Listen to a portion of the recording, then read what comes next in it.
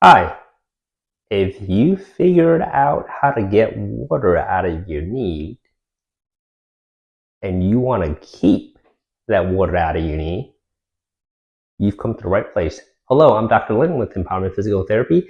Today, I want to talk to you about how to keep water out of your knee. You probably figured out how to get water out of your knee, but it somehow continues to come back on a regular basis. At the end of the day, and you want to figure out how to keep water out of your knee for good so that you can continue to do the things that you want to, one, build confidence, two, to get you back to doing the activity that you need to do. So let's go ahead and talk about why does the water come back into your knee. So it's a cycling system. Your body is essentially has a filter in your system that drains water out and brings water in throughout the day. When you're injured, the drainage system in your body isn't sufficient enough to get all of that water out. As a result, there's excessive water just kind of hanging out in a puddle around the muscle. And that isn't good for your healing or recovery process because it slows down that recovery process and your ability to gain strength is compromised a little bit. So what we typically do in the clinic for patients who have started and moved in the direction of getting water out of their knee and want to keep it that way is we need to strengthen your hips and your ankle. And here's why. Your hips and your ankle are the drainage sites that's going to help pump fluid out of your knee. And I'm talking specifically about your thigh muscles, your calf. These muscles need to be strengthened so that it could pump the fluid out of that knee and filter it out. That's what you need to do. And in terms of strengthening, you want to avoid high impact activities initially. What I mean by that is, let's say you're currently injured and you're in an acute phase. You're in the beginning phase of your healing. Any high impact activity is going to bring more inflammation and it causes swelling in the knee. So you want to avoid that initially, but you could definitely do that later down the line as you progress in your strengthening. Within the strengthening, not all strengthening are created equal. And what do I mean by that? You want to initially you want to have a high rep. So that means do more rep, but less weight and load, so that your body has a chance to build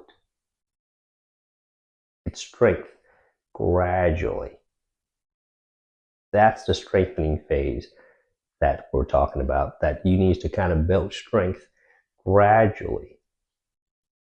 You may not be able to pick up the same kind of weight that you used to prior to your injury. And that sometimes may bring you frustration because that's where you're left at, and that's what your mind is used to.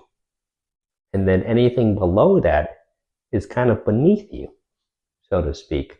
But when in fact, from a healing perspective and a recovery perspective, it is more beneficial to do it significantly below what the amount of weight that you were putting. Let's say you were lifting about 50 pounds. It's probably good to start at 50% at 25 pounds and build it back up so that your body can acclimate to it. And gradually, because when you're injured and you've got swelling in your knee, your strength isn't what it used to be. And you're aware of it.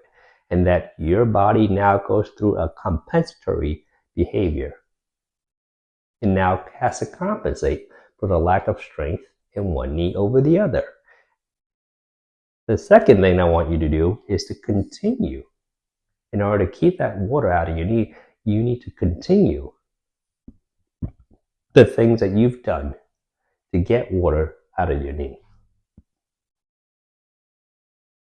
So in combination of those two things, whether it's a ice pack, compression boot, compression sleeve that you wear, you want to avoid being on your feet for the extended period of time. You could switch between sitting and standing. So that's something you'll have to kind of figure out what works for you, and your body will tell you how long you can stand and how long you should sit. Because any excessive amount of time in any position is harmful. But if you switch it, it'll be helpful. And it depends on the duration in the amount of time that you spend in any time in one spot. And kind of going back to our philosophy of make sure you stretch out. You want to stretch before you strengthen.